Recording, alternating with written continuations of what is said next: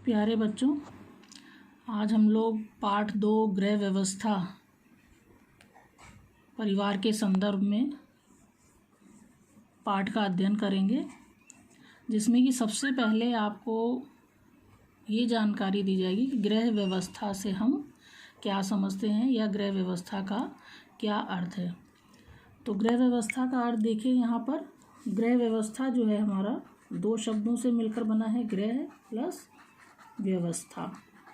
तो गृह व्यवस्था का क्या मतलब होता है? गृह माने होता है घर और व्यवस्था माने होता है प्रबंध, अर्थात घर का प्रबंध। किस तरह से हम घर की व्यवस्था करें या घर में जितने भी सामान हमारे उपस्थित हैं उनको हम किस तरह से सुनियोजित करें कि जिससे हमारा घर भी देखने में अच्छा लगे और जो हमारे परिवार के जितने भी सदस्य हैं उनकी आवश्यकताओं की भी पूर्ति हो सके।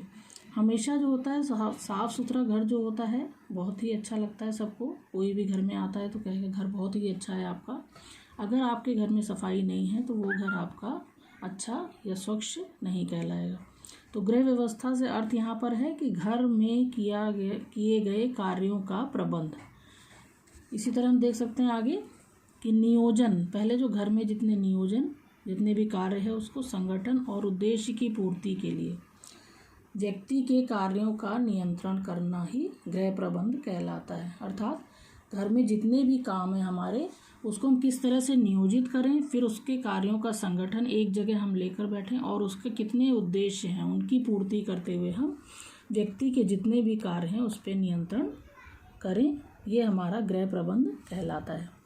नेक्स्ट टॉपिक हमारा आता है बच्चों, देखिए गृह व्यवस्था के अंग या तत्व।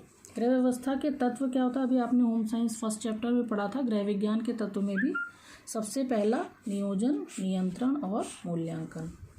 नियोजन से क्या मतलब है? यहाँ पर नियोजन आपका वो हो गया गृह प्रबंध के अंतर्गत कि आपने कितने कार्य आपके घर के अंदर हैं, कार्यों की संख्या।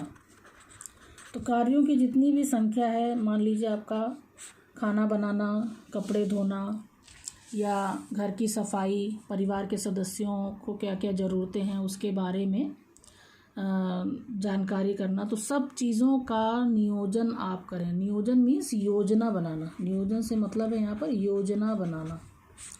तो किस तरह से आप योजना बनाएं कि घर के सभी जितने भी सदस्य हैं उनकी जो आवश्यकताएं हैं या उद्देश्य हैं उनकी पूर्ति की जा सके।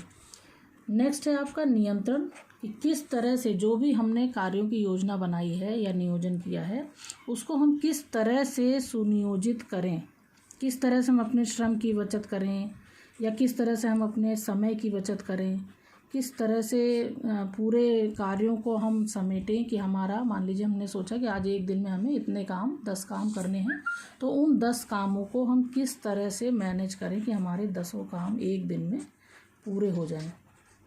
इसके लिए फिर क्या करना होगा? हमने नियंत्रण उसमें कर दिया कि हमें इतने टाइम पे इतना काम हमें पूरा करना है।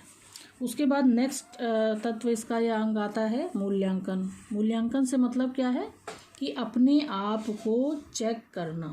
मूल्यांकन से मतलब कि हमने जो भी काम नियोजित किया और उसको नियंत्रण किया, नियंत्रण से मीन्स उसको कार्यान्वित किया उस कार्य को, और उतने में से हमारा कितना काम हुआ और कितना काम नहीं हुआ। कहने का मतलब है कि मान लीजिए हमने 10 काम सोचे कि 10 कार्य मुझे आज एक दिन में पूरा करना है और हमारा उसमें से सिर्फ 8 कार्य ही हो पाया एक दिन में, तो हम क्या इसमें मूल्यांकित करेंगे अपने आप को कि और कौन से ऐसे 2 काम बच गए हमारे कि जो हम पूरा नहीं कर पाए, तो इस काम को हम अगले दिन के नियोजन में शामिल करेंगे।